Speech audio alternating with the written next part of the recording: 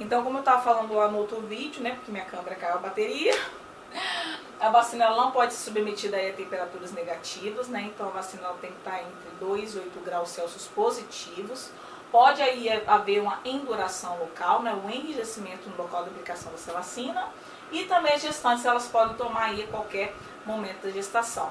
É importante dizer que as gestantes elas têm que cumprir um calendário vacinal aí da gestante, mas se essa gestante ela tiver tomado já as 3 doses de hepatite B há menos de 5 anos, elas não precisam tomar essa vacina de hepatite B, tá bom?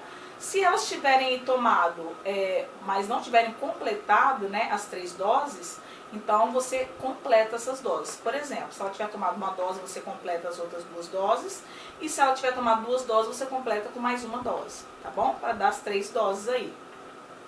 Importante lembrar que entre uma dose e outra a gente mantém aí um tempo aí de 60 dias entre uma e outra. Se a gestante estiver mais próxima aí de ter esse bebezinho, a gente pode encurtar essa distância aí de tempo entre uma vacina e outra de no mínimo aí de 30 dias. Então a gente pode deixar esse intervalo de 30 dias, mas é o mínimo, a gente não pode nunca dar um intervalo menor do que 30 dias entre uma dose e outra da vacina da hepatite B, tá bom? E se essa gestante ela tiver tomado as 3 doses, mas tiver aí mais de 5 anos que ela tiver tomado as 3 doses de hepatite B, a gente dá só mais uma dose de reforço, tá bom? Só para vocês entenderem melhor aí como esse calendário da gestante em relação à vacina da hepatite B, tá? Aí nós vamos para outra vacina, que é a vacina pentavalente. Então a vacina pentavalente, como o próprio nome já diz, ela tem 5 vacinas numa vacina só, tá bom? E aí essas vacinas elas vão te proteger contra difteria, tétano, coqueluche, meningite e hepatite B. E aí, por via de curiosidade, eu coloquei aqui os micro-organismos que vão ser inativados aí dentro dessa vacina, né? Que é o que? A Corynebacterium diphtheriae, que causa difteria, a Clostridium tetani, que causa o tétano, a Bordetella pertussis, que causa coqueluche, a Haemophilus influenzae B, que causa a meningite, e também o vírus B ou vírus HBV, que causa a hepatite B, tá bom? Quando deve ser administrada, então, essa vacina pentavalente? Então, aos 2, 4 e 6 meses, e aí tem um reforço aos 15 meses e outro reforço aí aos 4 anos de idade. Lembra que eu falei para vocês que quando a vacina ela tem micro-organismos inativados ou micro-organismos mortos, a gente tem que dar aí de 3 a 5 doses mais reforços? Daí um exemplo clássico, né? A gente deu aqui, ó, 3 doses da vacina mais 2 reforços, tá bom? Porque, claro, nosso organismo aí, em casos de micro-organismos inativados, eles demoram um pouco mais para produzir uma resposta imunológica adequada contra esses micro-organismos que estão inativados, mortos, tá bom? Aí a via de administração da pentavalente é intramuscular, né? Até 2 anos é no vasto lateral da coxinha esquerda, e aí assim 2 anos é no braço, na verdade no músculo deltóide do braço esquerdo, tá bom? A dose é de 0,5 ml e pode causar aí encefalopatias, que são aí infecções cerebrais, convulsões e também reação anafilática, caso essa criança ela possua aí uma reação alérgica exacerbada a qualquer componente dessa vacina, tá bom? Pode ser aplicada aí simultaneamente com qualquer outra vacina aí do calendário vacinal aí, nacional, né? Porque é uma vacina, claro, de vírus e bactérias inativados, mortos, então elas podem geralmente ser aplicadas aí com qualquer outra vacina simultaneamente, tá bom? A próxima vacina aí que a gente vai aprender um pouquinho melhor, um pouquinho mais sobre ela, é a VIP, né, que é a vacina inativada aí da poliomielite, né? Claro, como o próprio nome já diz, ela protege contra a poliomielite. A origem dessa vacina são vírus inativados aí do poliovírus, né, dos tipos 1, 2 e 3, que são geralmente os vírus que causam a poliomielite. Quando ela deve ser administrada aos 2 e aos 4 meses, a via de administração é intramuscular no vasto lateral da coxa direita e a dose é de 0,5 ml. Ela não vai causar aí efeitos adversos graves, ela não deve ser também submetida a temperaturas negativas, assim como a vacina da hepatite B. Ela deve estar aí entre 2 e 8 graus Celsius positivos.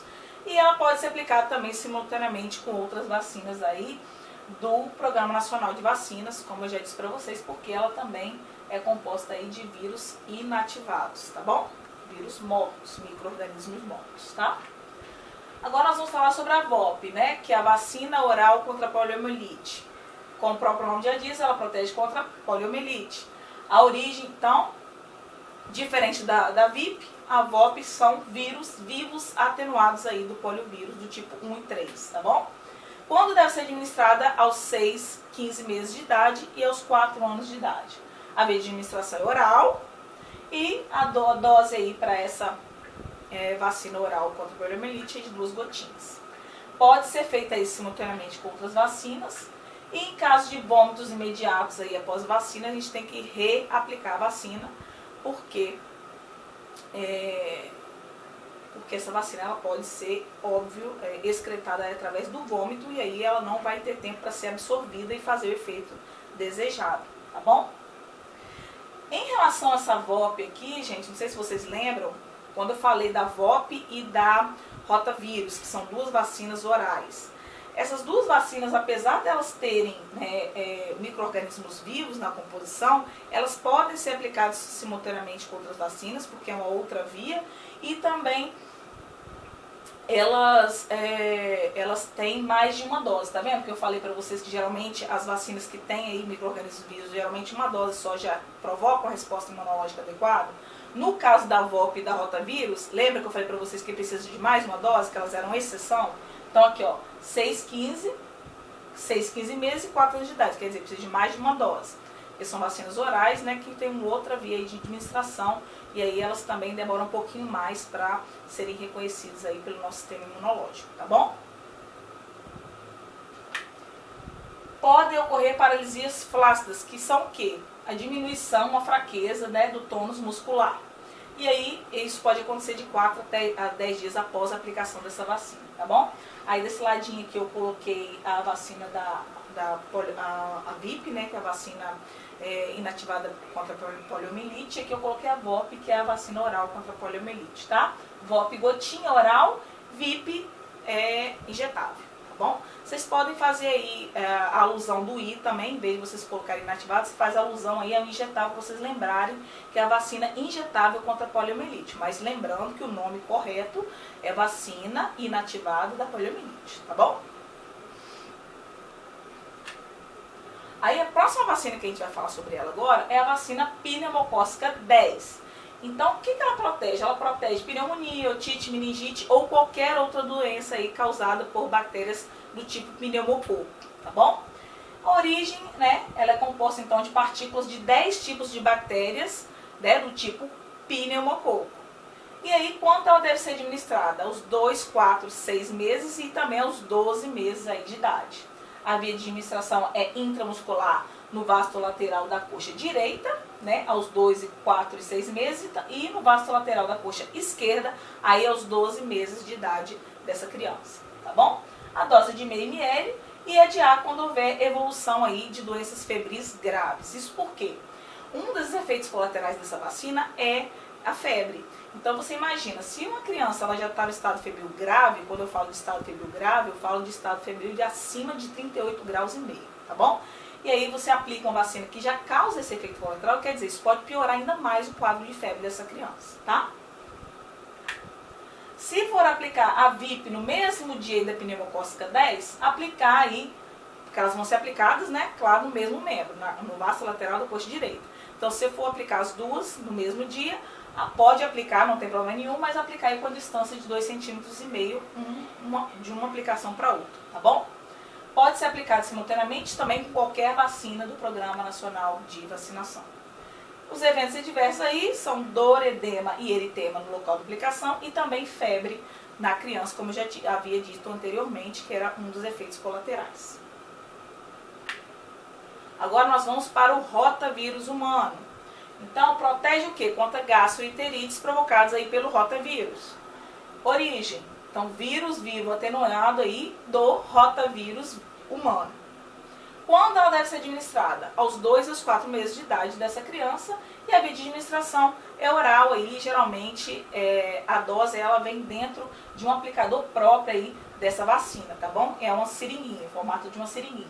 A dose é de 1,5 ml e é de quando a criança estiver apresentando vômitos e diarreia intenso, porque um dos efeitos colaterais dessa vacina é justamente aí em relação a efeitos colaterais no sistema gastrointestinal. Então, se essa criança já está apresentando aí vômitos, diarreia, quer dizer, distúrbios no sistema gastrointestinal, isso pode ainda piorar, agravar esse quadro com a aplicação dessa vacina, tá bom? Com a administração dessa vacina. Em caso de vômitos imediatos, após a aplicação, não se reaplica. Nesse caso, não se reaplica porque, gente, essa vacina é com vírus vivo, né? Então, a gente tem que tomar muito cuidado, porque se por acaso o organismo dessa criança ela tiver absorvido esse vírus vivo e a gente aplicar de novo, essa criança ela pode ter uma chance aí de desenvolver algum quadro dessa doença. Então a gente não reaplica neste caso da vacina do rotavírus, tá bom? Ela pode ser aplicada simultaneamente com outras vacinas do Programa Nacional de Vacinas. Lembra que eu falei tanto a VOP quanto a rotavírus, elas podem ser administradas simultaneamente com outras vacinas, apesar aí, né, de serem vacinas aí com vírus vivo atenuado, tá bom? Efeitos adversos, febre, irritabilidade, distúrbios no trato gastrointestinal, como havia dito anteriormente, né? Reações alérgicas, claro, a qualquer composto ali da vacina, diarreia, entre outros, tá bom? Então, na verdade, são vários efeitos adversos aí que a rotavírus ela pode provocar aí nessa criança, então a gente tem que ficar de olho, né? E ter alguns cuidadinhos aí a mais que depois eu vou falar pra vocês no caso quando há administração aí dessa vacina do rotavírus. Posso até falar agora em relação à administração dessa vacina. Quando a criança ela evacua, você tem que fechar bem a fraldinha dela e colocar dentro do saquinho plástico e fechar esse saquinho plástico para depois jogar fora, tá bom? Porque pode ser que esse vírus ele consiga aí passar pelo sistema gastrointestinal e ele consiga sair pelas fezes e pode infectar pessoas aí que estejam imunossuprimidas. Então a gente pede para ter esse cuidado aí quando as crianças elas tomam essa vacina, tá bom? Então sempre aí quando as crianças tomam essa vacina, no caso aí da evacuação da criança, a gente coloca a fraldinha, fecha bem, coloca dentro do saquinho plástico e fecha, tá bom? Aqui, como eu falei para vocês, um aplicadorzinho, né, da vacina, tá vendo? Uma seringuinha.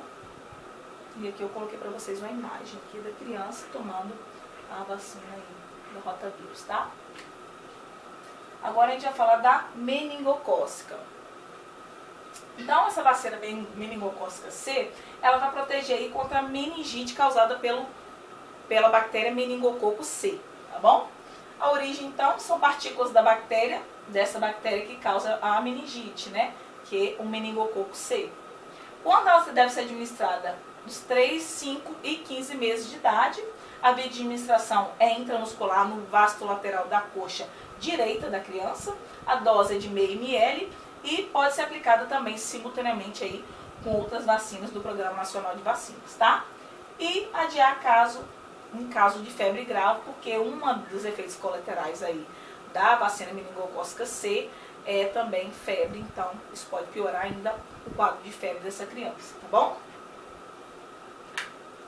Os efeitos adversos: dor, rubor, edema, febre, né, choro, irritabilidade, sonolência, anorexia, diarreia e vômitos. Estão vendo também que essa vacina tem muitos efeitos adversos. Então, a gente também tem que ficar de olho na criança para ela não desidratar, né, não ficar com um quadro de febre muito grave. Então, a gente tem que estar bem, sempre olhando, sempre verificando para ver se essa criança ela não vai entrar num estado febril muito alto ou num estado aí de desidratação por vômitos aí constantes, tá bom?